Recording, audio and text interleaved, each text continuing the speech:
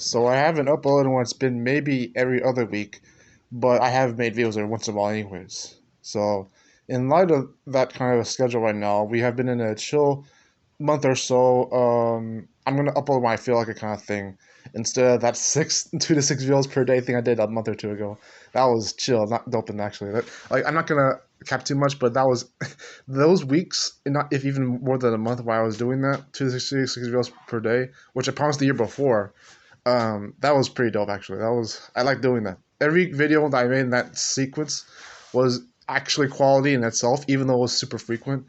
But they all felt really good to make, and that's either because I over prioritized making videos on YouTube for that time of line, or because I didn't know how to tell myself that maybe it would be better to schedule things or at least take my time. And I already knew that. I just wanted to have that as a goal for once, if even once at least. So the 2 to 6 per day may come in the future again, if even in other segments, not just perpetually. But there you go. This video, we're going to talk about don't be afraid of what doesn't exist. Now, what do I mean by that? You remember how I kept saying things like cognition by simulation, life is intense, stuff like that? They all mean some of the same umbrella thing. It's like when you are in this reality, you are part of a world that happens to be wherever you make of it. For my own opinion's sake, it means intensity. And it's like, for me, life is intense. I think of it being that everything that I didn't do or did do had to happen at some point. That's kind of the point with cognition by simulation, is that whatever you do or do not do, it has to be done either way in that regard.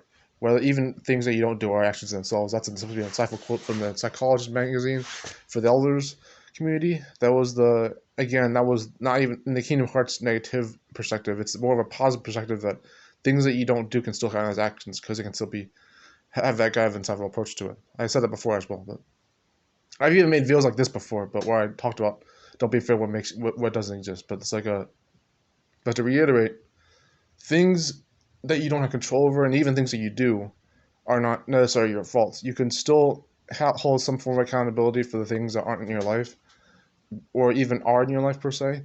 But don't be hard on yourself even then. I think like the things that I kept ideal to myself, things I really wish would have still been humbled as their own plans for reality, and they still don't happen. That can suck anyways. But for me, it already did. Like having to think like, oh, what if I just grew up being a simple cartoonist who was not married and had a casual going lifestyle, which was one of the first ideas I had a long way back when things were getting started in my preteens, I guess you could say. And that doesn't have to be seen as only a humble goal, but things like that being starting off with whether I knew whether I would try to become the future or not. Like these other ambitious goals I have, high, lofty, all that.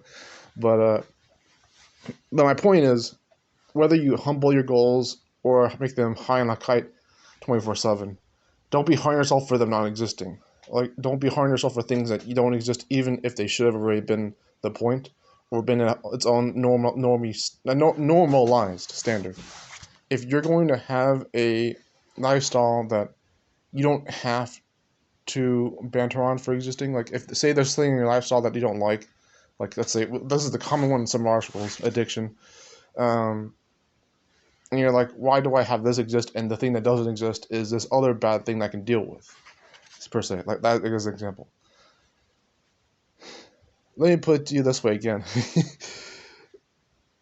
We're always going to want the opposite of what we have.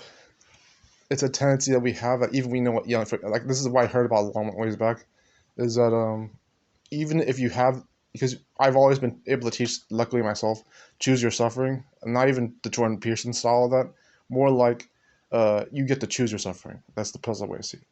But why is it important to understand, and this is a bit of another tangent, but still it's part of the same video topic, so why is it important that we get to know that there's a reason to be grateful for the absence of misfortune? It's because when we have good things that we don't even want, that's a waste already. When we have good things that we do want, that's taken for granted. And when we have things that are bad that we can deal with, it doesn't mean it's acceptable. So when we come to something that is bad that we don't want, and we act like, well, what were we supposed to do about that? You could say problem solving would have been the point already, or you could look at it and say, at least it's something. I think most people in this life can agree that this life is truly something.